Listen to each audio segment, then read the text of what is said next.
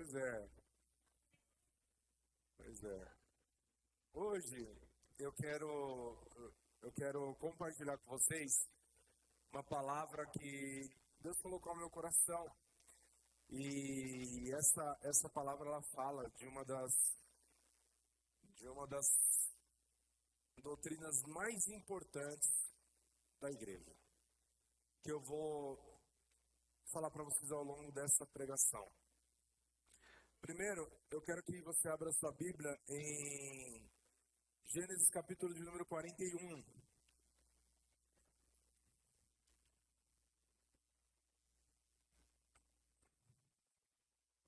Esse sermão hoje é um sermão bibliográfico. Nós vamos falar da vida de José. E o que a vida de José tem para nos ensinar nessa manhã de hoje.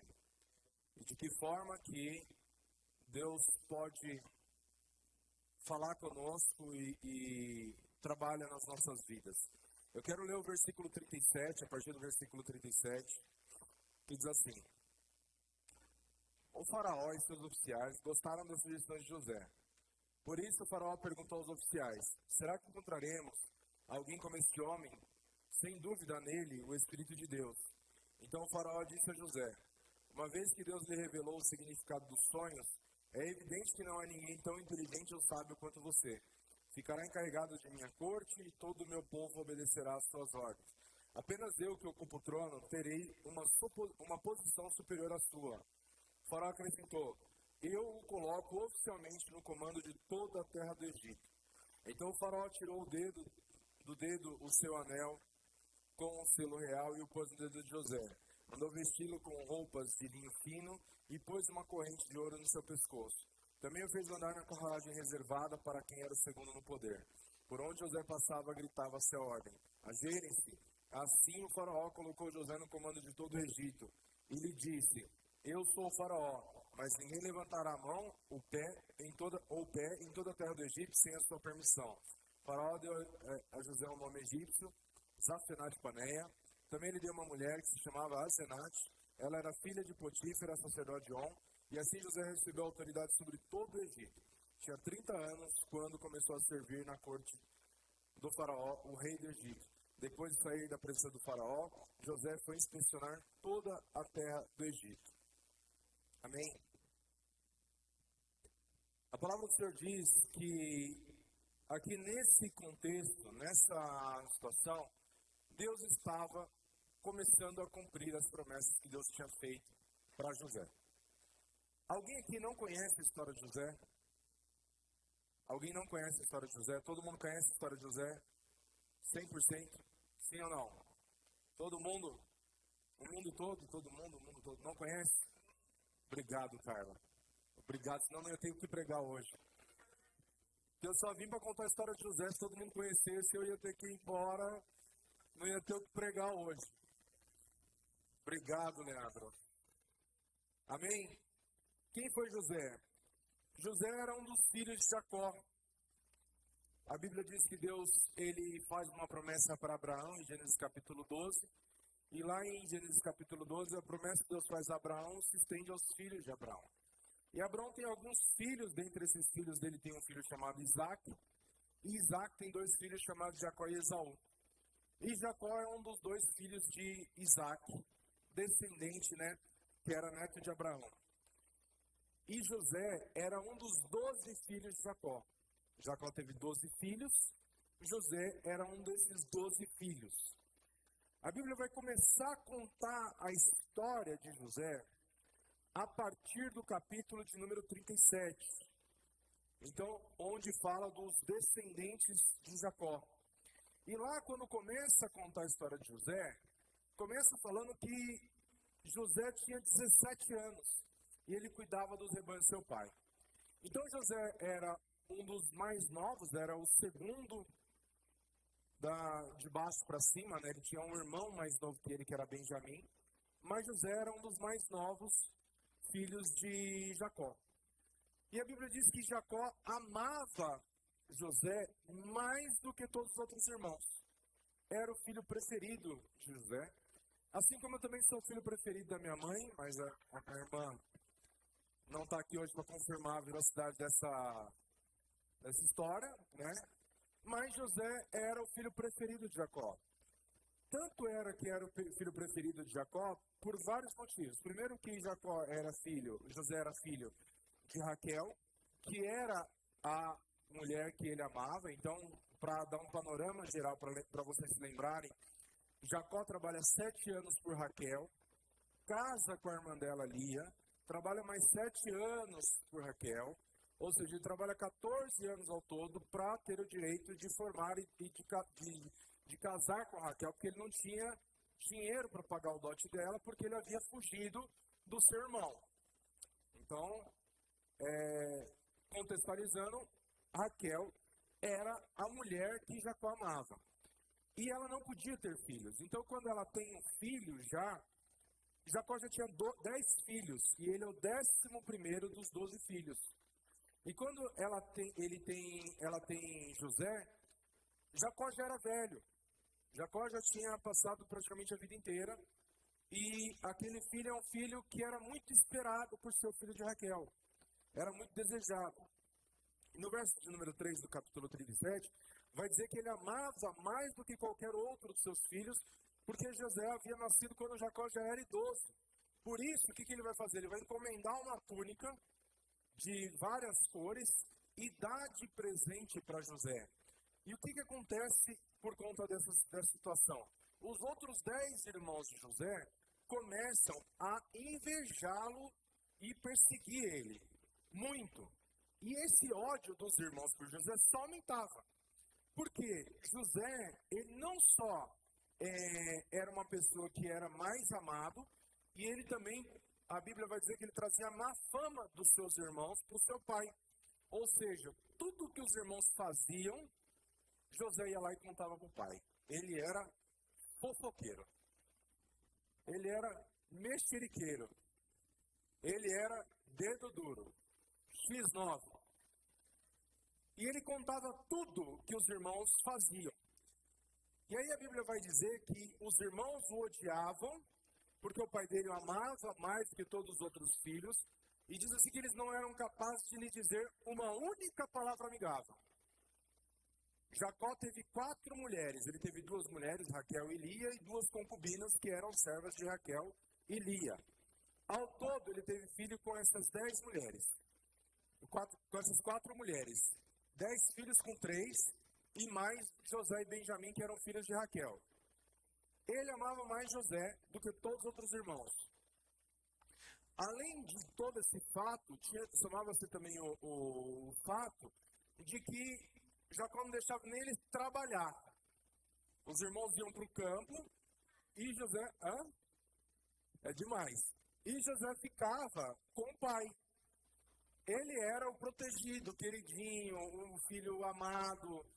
E aí, o que aconteceu depois disso? Não obstante a tudo isso, ele ainda tem um sonho, e nesse sonho, ele vê um feixe se levantando e ficando de pé, e outros 11 feixes se curvando diante daquele feixe que representava o feixe dele.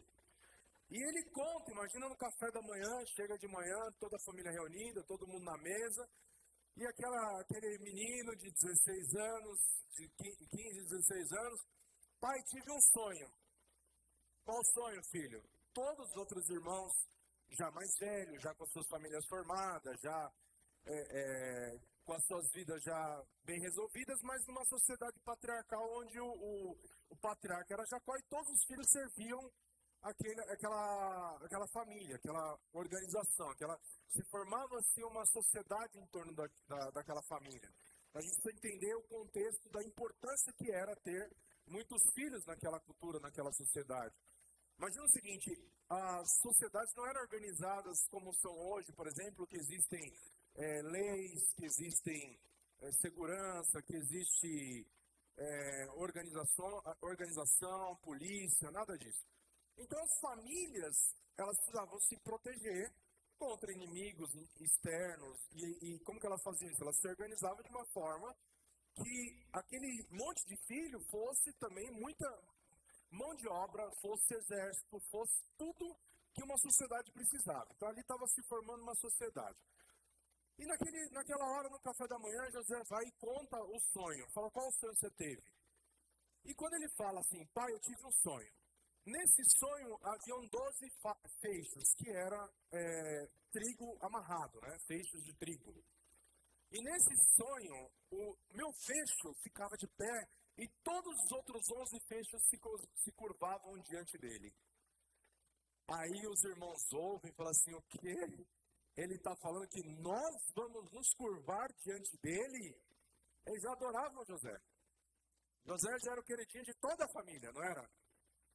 E o que ele vai fazer? Aí eles começam, a Bíblia vai dizer no versículo 8 do capítulo 37, que eles começam a odiar ainda mais José, dizendo assim, você está falando que você vai ser o nosso rei?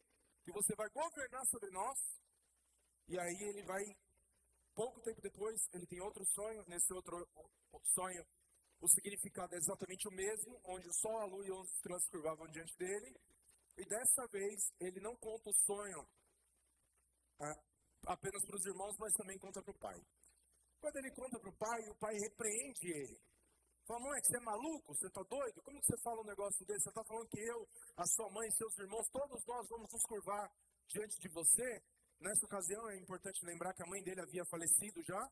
E Lia era a matriarca da família, que era a primeira esposa de Jacó. E aí, ele não fala nada, repreende José, mas ele sabe que Deus estava falando com José. E ele vai buscar diante de Deus qual era a interpretação daquele sonho. E os irmãos de José ficam com mais ciúmes dele, mas o pai dele pensa, provavelmente Deus está dando uma revelação para ele. E Jacó já tinha tido experiências com Deus e sabia que Deus falava. E aí o que acontece então? A Bíblia vai dizer que pouco tempo depois, José tinha 17 anos, e o pai dele manda que os irmãos dele tinham saído para pastorear os rebanhos do pai, e Jacó manda que ele vá até onde os irmãos dele estavam, para ver como os irmãos dele estavam e trouxe as notícias dele. Ou seja, ele estava falando assim, vai lá, vê o que seus irmãos estão aprontando. E volta. Se é difícil gostar de José hoje, imagina para os irmãos na época. Diante de tudo isso. E José então vai. Quando José vem chegando na direção dos irmãos, eles veem José vindo com aquela roupa toda colorida, lá de longe. Aí eles começam a armar um plano. Fala assim, vamos matar esse moleque agora. A gente vai matar ele. Essa é a nossa chance. Ele saiu debaixo da tutela do pai, agora a gente acaba com ele. E aí quando eles vêm de longe, eles falam assim, lá vem o sonhador, vamos matá-lo e jogá-lo numa dessas cisternas. E depois a gente fala para o pai que um animal selvagem devorou e está tudo certo. Então veremos o que será dos seus sonhos. Aí Rúben, ao ouvir isso, que era o irmão mais velho, era o mais velho, e naquela sociedade havia uma sociedade patriarcal como a de Israel, era natural que na ausência do pai, o filho mais velho fosse o responsável por toda a família, e na ausência do filho mais velho, o segundo, e assim sucessivamente. Ou seja, para que José viesse governar aquela família, era preciso que todos os outros irmãos dele e seu pai morressem. Então era algo que, hipoteticamente, impossível de acontecer. E quando Rúben vê José chegando e os irmãos tramando a morte, fala assim, não, vamos fazer diferente. A gente não precisa matar ele e sujar nossa mão de sangue. Vamos sujar nossa mão de sangue. Vamos jogar ele dentro da cisterna. Deixa ele aí, deixa ele morrer aí. E vamos embora. Porque Rúben pensou assim, depois que a gente sair, eu volto, resgato ele e levo ele para o pai. Porque eu não vou deixar eles fazerem isso, mas ele também não ia contra os 10 irmãos. Ele não iria contra os 10 irmãos, porque estava todo mundo ali decidido com aquele plano de tirar a vida de José. Quando José chega, o que os irmãos fazem? Os irmãos arrancam a túnica dele e jogam ele dentro da cisterna, sem água, sem nada. E depois, quando eles sentaram para comer, eles viram uma caravana vindo ao longe. O irmão lá gritando, chorando lá dentro da cisterna, e eles simplesmente deixaram o irmão lá. E aí, quando essa caravana de mercadores, como que era naquela época? Os mercadores, eles iam de cidade em cidade para vender as mercadorias. Então, eles iam com uma caravana para poder ir nas cidades onde tinham os povoados, para poder vender as suas mercadorias. E uma das mercadorias da época eram escravos. Escravos eram uma mercadoria. E quando aquela caravana vem, que era um grupo de negociantes ismaelitas, que eles transportavam especiarias, bálsamo, mirra e outras coisas para o Egito, eles falam assim, Judá fala para os seus irmãos, o que a gente vai ganhar se a gente matar ele e a gente encobrir o crime? Nada. Vamos vender aos negociantes ismaelitas e depois a gente se livra dele. Ele vai embora, nunca mais a gente vai ver esse camarada na nossa vida. Deixa ele embora. Vendemos ele e ele vai embora.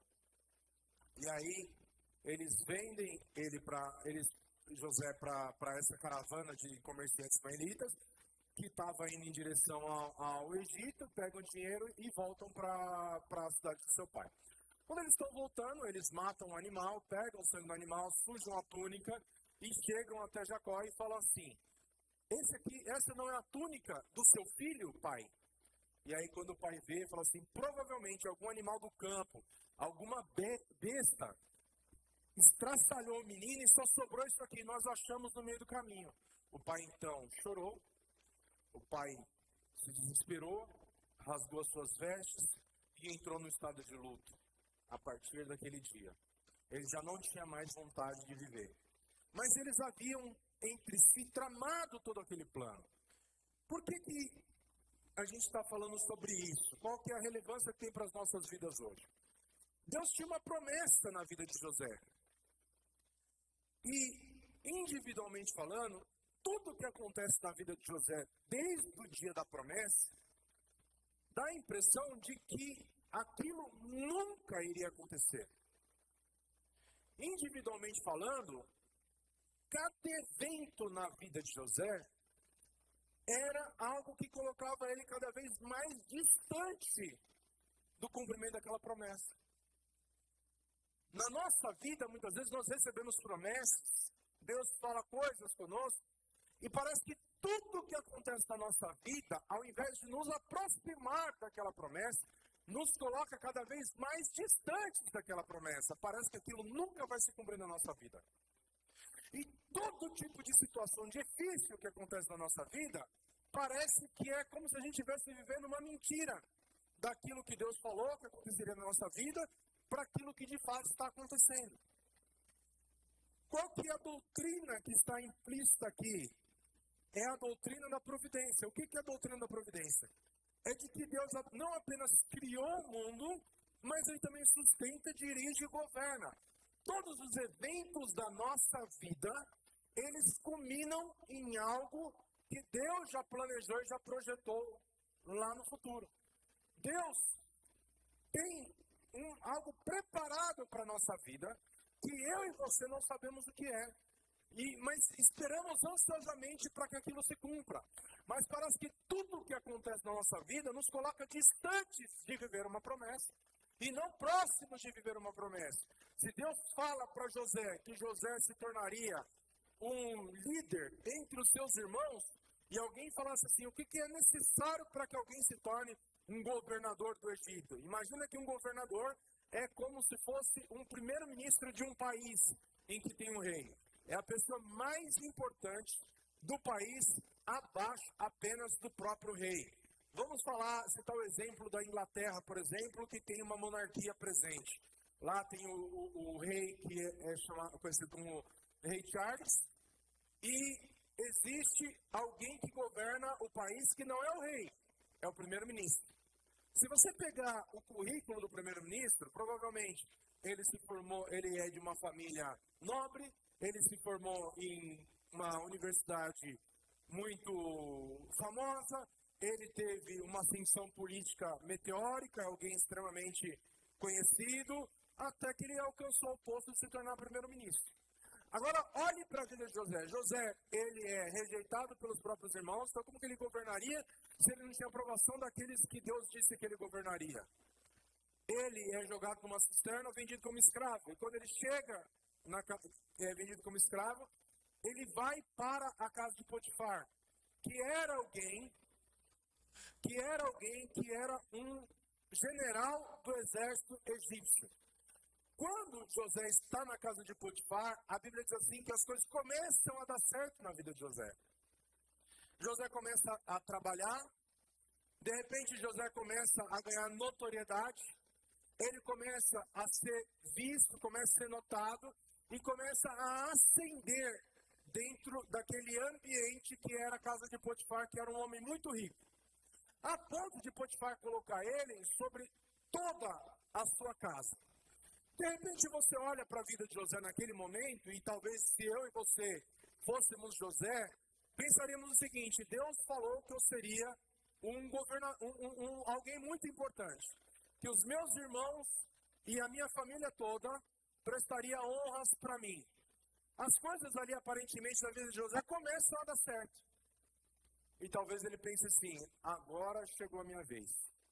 E aí acontece uma nova situação na vida de José, em que ele sofre uma acusação da esposa de Potifar, que queria ter um caso com ele, e acusa José, ao não ceder às suas tentações, de tentar molestá-la ou tentar algo com ela contra a sua própria vontade.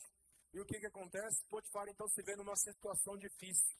O homem que era o seu segundo, o mais importante de toda a sua casa, de todos os seus negócios, um homem que era extremamente rico, agora vê que aquele homem que era útil para ele, ele havia se tornado alguém ingrato ao tentar algo com a sua esposa. E o que ele faz? Ele manda prender José na prisão. José sai da condição de filho preferido para alguém abandonado e rejeitado, vendido como escravo de novo na casa de Potifar, e agora ele sai da escravidão para a prisão. Ou seja, a situação dele é ainda pior do que antes. Tudo o que acontece na vida de José mostram que aquilo que Deus falou que ia acontecer na vida dele não vai se cumprir. Como que o cara sai de ser um escravo para se tornar um chefe dentro de toda uma casa, de todos dos negócios daquela pessoa, daquela família, e de repente ele está numa prisão? Qual que é a possibilidade daquele sonho se cumprir? Então, quando a gente olha para a vida de José isoladamente, cada evento na vida de José, a gente vai ver que tudo aquilo que aconteceu na vida de José jamais poderia culminar naquilo que de fato aconteceu no capítulo que nós lemos, que é quando José de fato chega a ser o segundo de Faraó. José havia sido rejeitado pelos seus irmãos, jogado numa cisterna, vendido como escravo, acusado de traição, abandonado de novo, jogado dentro de uma prisão, e agora novamente, José começa ali a sua caminhada de novo. A ponto de, dentro da prisão, ele começar a ser o responsável por todos os outros presos. Ele era alguém que era respeitado dentro da prisão. Os carcereiros, os responsáveis pela prisão, tinham confiança em José. José, onde ele chegava, ele ganhava a confiança das pessoas. Agora, lembra o seguinte: qual que era a principal característica de José quando estava na presença de seu pai e de seus irmãos? Ele era fofoqueiro. Vocês já viram algum fofoqueiro se dar bem na cadeia? Já viram?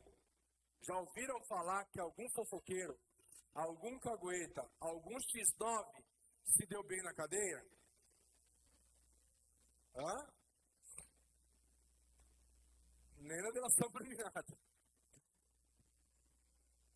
O cara simplesmente foi jogado, José foi jogado dentro da prisão. E lá na prisão, a Bíblia diz que ele começou a ganhar a confiança do carcereiro e ficar sob cargo de toda a prisão. Até que um dia acontece um fato novo naquela prisão. Haviam 2 presos muito importantes que foram jogados na prisão junto com José. E aqueles 2 presos eram simplesmente o padeiro e o copeiro do faraó. Era simplesmente o cara responsável por tudo que o faraó comia e o cara responsável por tudo que o faraó bebia. Era um cargo de extrema confiança. Os 2 eles tinham extrema confiança de faraó. Por quê? Porque quando o faraó comia, primeiro o padeiro tinha que provar e tinha que garantir que aquela comida não tinha veneno, e a mesma coisa o copeiro. Era muito fácil, tanto para o copeiro quanto para o padeiro, matar faraó, se assim eles quisessem, uma vez que eram eles quem serviam a comida de faraó. Então, eles tinham cargo, acesso direto a faraó, que era o imperador da época, a pessoa mais importante da terra era o faraó naquela circunstância, e eles eram pessoas que eles tinham acesso direto a faraó e tinham confiança de faraó. E os 2 foram presos. O fato dos 2 terem sido presos era porque, claramente, eles estavam sendo acusados de conspiração contra o faraó. Um crime que era punido com a morte. Era pena capital. Uma vez que faraó houvesse qualquer plano de conspiração contra o faraó, aqueles 2 seriam os principais suspeitos, eles foram lançados na prisão, até que houvesse uma investigação para que pudesse ser punido o responsável, o culpado real, ou talvez até mesmo os 2. E o que aconteceu naquela situação? Eles tiveram um sonho, na mesma noite eles tiveram um sonho, e José então percebe de manhã que eles estão inquietos. O padeiro e o copeiro de faraó estão completamente inquietos diante daquela circunstância. E aí ele pergunta assim, o que aconteceu? Assim, tivemos um sonho essa noite e não conseguimos entender o sonho. José pergunta então conte-me o sonho, para que eu possa interpretar o sonho. Deus me deu esse dom, e certamente vocês me contando os sonhos, esse sonho é possível de interpretação, pode ser que seja uma revelação. E ele vai então eles começam a contar o sonho. Ao contar o sonho, José interpreta então os dois sonhos daqueles homens, do padeiro e do copeiro. Na interpretação do sonho, o padeiro é culpado de conspiração. Ele tinha uma visão onde ele ia servir o faraó as cestas de pães, e as aves do céu vinham e comiam cestas de pães. E ele tentava enxotar as aves vinham e comiam. E José então fala assim, esse sonho e interpretação é de que você vai ser morto, você vai ser condenado. E fala para ele, você vai morrer. E quando ele ouve o sonho do copeiro, no sonho do copeiro, o sonho era que ele via uma videira, ele pegava, essa videira florescia, ele pegava os cachos de uva e espremia a uva no cacho, o cacho de uva no copo e dava o suco na taça e na mão do faraó. E ele falou assim, e você vai ser restituído do seu cargo, falou pro copeiro. E ele vai falar assim pro copeiro, olha, lembra-se de que através da minha vida, Deus interpretou o seu sonho. Então, quando você estiver na presença de faraó, fale com ele a meu respeito. O que ele estava pedindo ali naquela circunstância? Ele estava pedindo uma audiência. Ele queria contar a história dele para o faraó. Ele queria dizer para o faraó tudo o que aconteceu na vida dele até aquele momento e do quanto ele havia sido injustiçado. Ele queria falar para o faraó, faraó, eu tenho família, eu tenho casa, eu fui traído pelos meus irmãos, eu fui vendido como escravo, fui parar na casa de Potifar, lá na casa de Potifar eu fui traído de novo. Ele queria contar para Faraó, para que Faraó ouvisse essa história, tivesse compaixão dele e libertasse ele para que ele pudesse voltar para a sua terra, para o seu povo, para a sua família. Ele queria uma audiência, ele não estava pensando mais em sonho, ele não estava pensando mais em poder, em ascensão, em nada disso, não passava pela cabeça de José, nada disso. Não tinha essa expectativa de José de que aquele sonho se cumpriria. Quantas vezes na nossa vida Deus fala conosco e parece que tudo que acontece na nossa vida nos coloca numa condição completamente contrária àquilo que a gente imagina que é o que vai acontecer na nossa vida. A gente começa um trabalho, imagina que a gente vai prosperar naquele trabalho, que tudo vai dar certo, que a gente vai ascender, que a gente vai ser promovido, que a gente vai ganhar mais e que vai tudo dar certo. Aí não dá, a gente é mandado embora. A gente vai e tem um emprego, faz o financiamento de um carro, você pensa que tudo vai dar certo, que você vai conseguir pagar, que vai não sei o quê, e não dá certo. Aí a gente começa um planejamento, um plano, e na nossa cabeça tudo dá certo. Mas todas as circunstâncias mostram que parece que tudo que você fez até então foi errado. Tudo na sua vida parece estar dando errado. E aqui Deus tinha uma obra na vida de José, onde ele era a causa primeira, e ele era a causa última também, que já havia decretado todas as coisas. Só que de uma forma sobrenatural que a gente não entende, Deus usa isoladamente cada um dos eventos da vida de José, para que aquilo que Deus projetou e prometeu lá, quando José ainda era um menino, aconteceria. Independente da circunstância que acontecesse ao longo do caminho. Deus já havia projetado o que iria acontecer. E Deus usa cada um daqueles eventos individualmente para que aquilo aconteça. Eu vou dar um exemplo do que é a providência de Deus nas nossas vidas. Até aproveitar para usar aqui um pouquinho. Eu tenho muitos exemplos para falar. Mas eu quero falar do pastor André.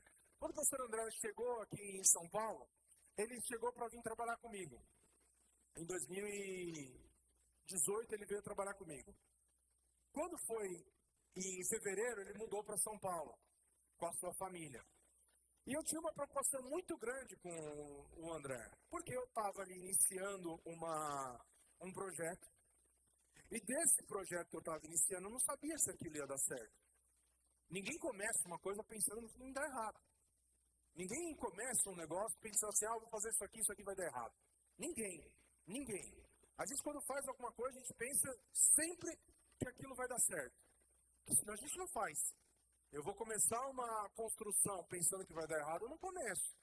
Eu vou começar uma viagem pensando que eu vou bater o carro, vou morrer na estrada, eu não vou. Ninguém é louco. A gente sempre planeja que as coisas vão dar certo. E quando o André veio para São Paulo, eu tinha uma preocupação, porque o André, ele veio para ganhar um salário. Só que dependia desse negócio dar certo. Se esse negócio não der certo. Quando o André falou para mim que ia mudar, eu falei para o André, e se esse negócio não der certo? Você tem certeza? André, eu não tenho como ser responsável por você. E aí aconteceu que o André veio para São Paulo, ficou uns dias morando na minha casa, depois ficou uns dias morando com o Matheus, com o Vinícius, depois alugou a casa. Veio com a família. De repente, o inevitável aconteceu. A empresa fechou, não tinha dinheiro para pagar, e eu não tinha condições de ajudar o André, não tinha condições de ajudar o André. Eu não perguntava para o André se ele precisava de alguma coisa, porque se ele falasse que precisava, eu não tinha como ajudar. E a gente não sabia como o André ia sobreviver. Ninguém sabia como o André ia manter uma casa, como o André ia pagar as contas, como que o André ia manter a família, como que o André ia pagar as despesas dele, o aluguel. E o André foi se virando. Aconteceu que pouco tempo depois a mãe dele faleceu, depois a tia dele faleceu. Aí ele conseguiu se manter durante um tempo, porque tinha uma reserva que a tia dele tinha deixado, conseguiu se manter durante um tempo. Aí depois o André continuou na luta ali, achou começou a trabalhar, e sempre naquela situação, a gente sem saber o que ia acontecer com o André. E um dia o pastor Sidney falou despretensiosamente para o André, por que você não presta um concurso? Despretensiosamente, presta um concurso. E aquilo acendeu a luz na cabeça do André. Aí ele foi lá, edital, se inscreveu, prestou o concurso. Prestou o concurso, passou, mas não sabia se ia ser chamado. Porque a classificação dele não era uma classificação para ser chamado imediatamente. Ele feliz, mas sem expectativa de que fosse chamado tão rápido. Poucos meses depois, pouco tempo depois, ele foi chamado. Começou a trabalhar.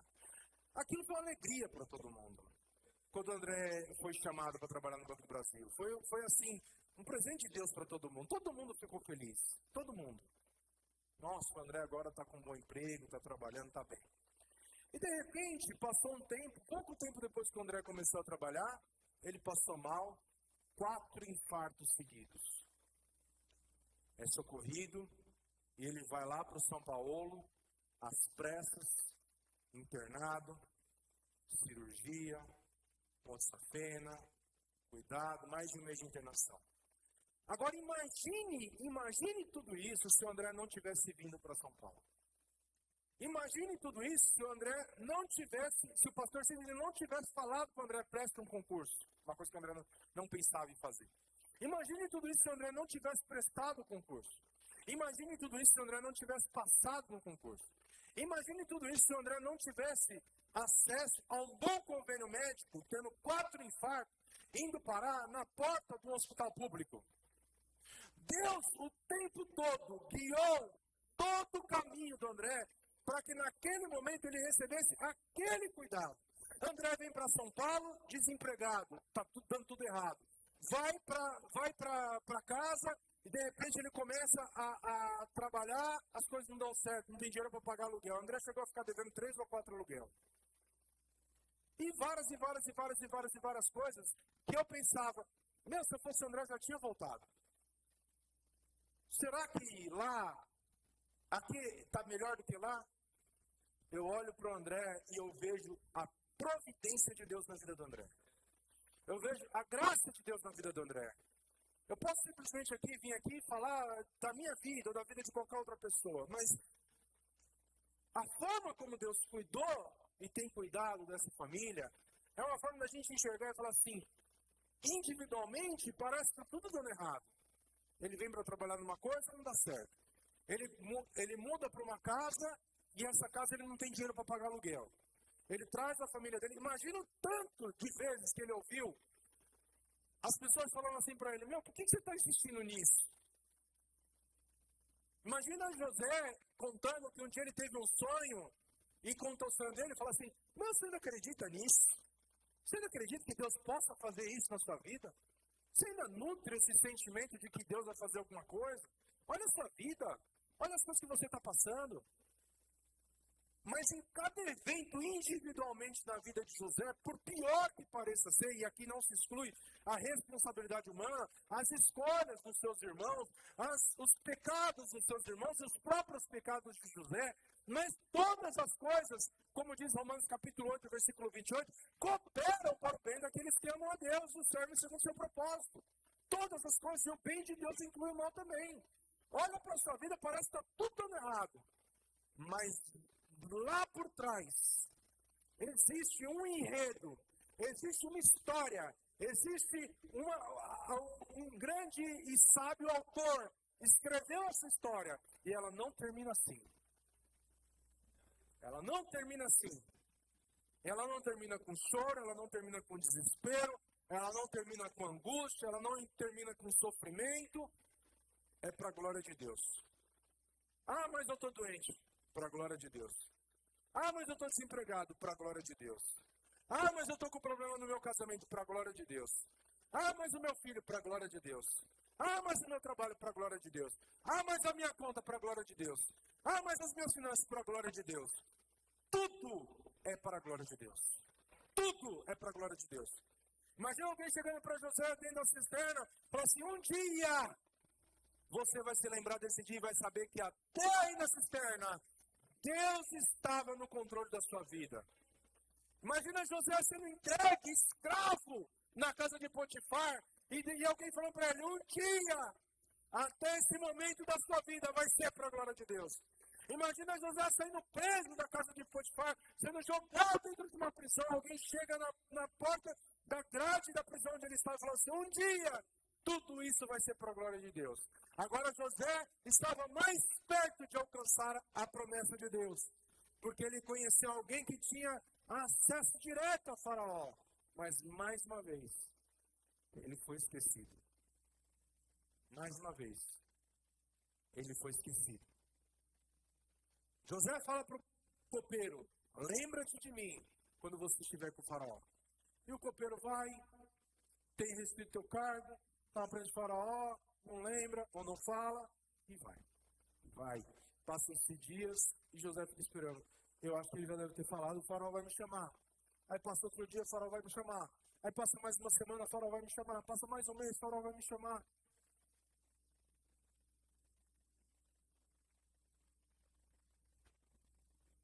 E aí, de repente, chega um dia que o faraó tem um sonho.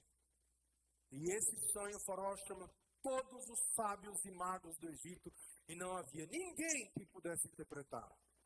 Porque quando Deus planeja, Ele executa.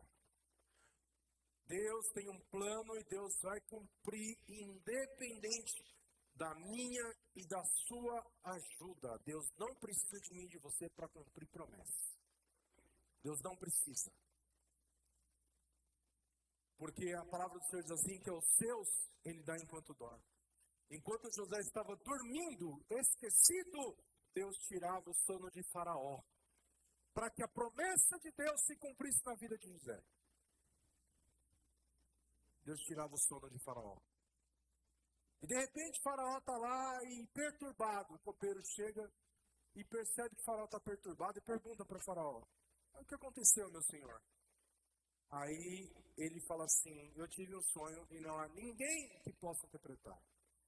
Aí Faraó fala assim: Senhor, quando eu estava na prisão, e aí ele conta, havia um homem, eu tive um sonho e o padeiro teve um sonho. E ele interpretou os nossos sonhos e aconteceu exatamente como ele falou. Certamente esse homem, ele vai poder te ajudar. E aí não precisou o copeiro se lembrar de José. Deus lembrou o copeiro. Uma vez eu estava numa situação muito difícil. E aí a gente estava numa prova, eu já contei isso aqui várias vezes. Deus usou uma pessoa para abençoar a nossa vida e falou assim: a sua confiança tem que estar em mim. A nossa confiança tem que estar no Senhor. E aí quando ele chama Faraó, chama José, José vai e se apresenta diante de Faraó. José precisava chegar lá sozinho. A rejeição e o abandono foram meios pelo qual Deus usou. José precisava ser tratado na fofoca, na má fama dele. A prisão foi o instrumento pelo qual Deus usou. José precisava entender que ele precisava confiar inteiramente em Deus.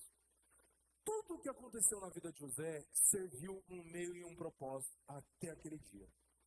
Desde o primeiro sonho que José teve e não sabia interpretar, até os sonhos que ele interpretou foram meios pelo qual Deus usou para José alcançar aquela posição.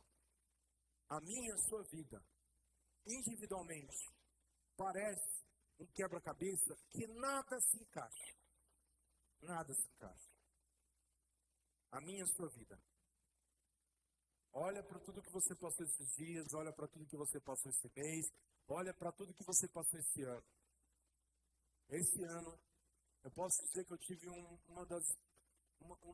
dos anos assim mais difíceis, por tudo, em todo o contexto. Várias dificuldades. E várias dificuldades. Mas eu sei, eu tenho certeza, eu tenho convicção, eu tenho fé de que, embora eu não saiba o que, Deus está usando tudo isso para um plano maior e perfeito. E Deus, Ele é poderoso para cumprir a sua boa vontade, a sua vontade, que é boa, perfeita e agradável. Na vida de José, havia um mistério que, embora os caminhos de Deus sejam insondáveis, a gente não compreende como Ele ordena o mal sem ser o autor. Ou seja, tudo o que aconteceu na vida de José serviu um propósito. Mas não foi Deus que fez os irmãos traírem, não foi Deus que jogou José na cisterna, não foi Deus que traiu José na casa de Potifar, não foi Deus que jogou José na prisão. Cada um desses eventos tem livre e total responsabilidade dos agentes que o executaram. Mas Deus é poderoso para usar tudo isso ao seu favor e para a sua glória. Então, o que isso garante? Que mesmo no sofrimento e na tragédia, tudo vem do bom e do sábio plano de Deus. E Ele é quem governa todas as coisas. Então, desde a inveja e a traição dos irmãos, até a falsa acusação de Potifar, tudo serviu a Deus num propósito. Ele conseguiu chegar até Faraó porque ele estava na prisão. E de repente, nenhum momento a gente vai ver Deus coagindo os irmãos a pecar, a esposa de Potifar a mentir, eles agiram pela sua própria depravação, mas, no entanto, em sua soberania, Deus ordenou que essas ações pecaminosas acontecessem para um propósito maior que ele já havia determinado. Deus está agindo através de todos os eventos que acontecem na sua vida e na minha vida, sejam eles bons ou ruins, para cumprir o propósito dele na nossa vida. Ele governa todas as coisas.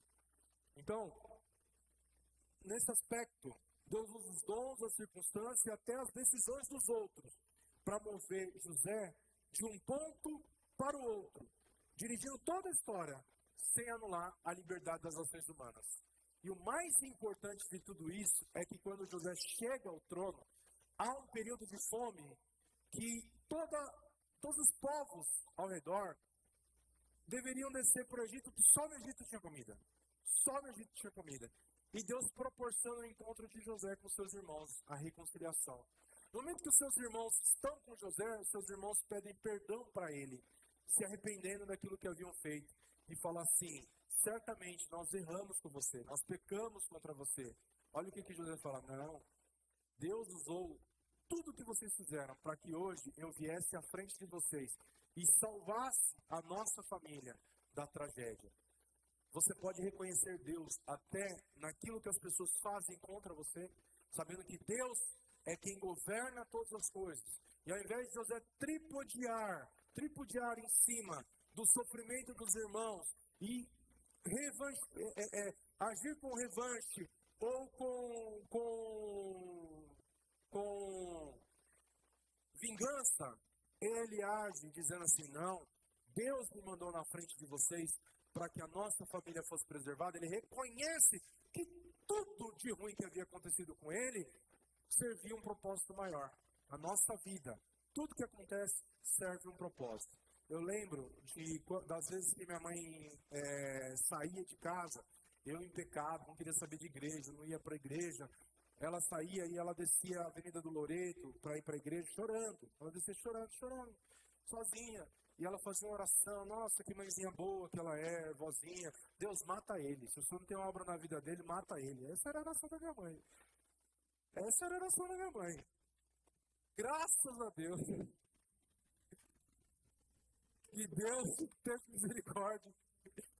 E essa oração Deus não ouviu. Ouviu porque Deus tinha uma obra na minha vida, né? Mas se no sonho dela, Deus falasse assim, fica tranquila que um dia ele vai ser um pastor e vai dirigir uma igreja. Será que ela orava? Será que ela ia orar?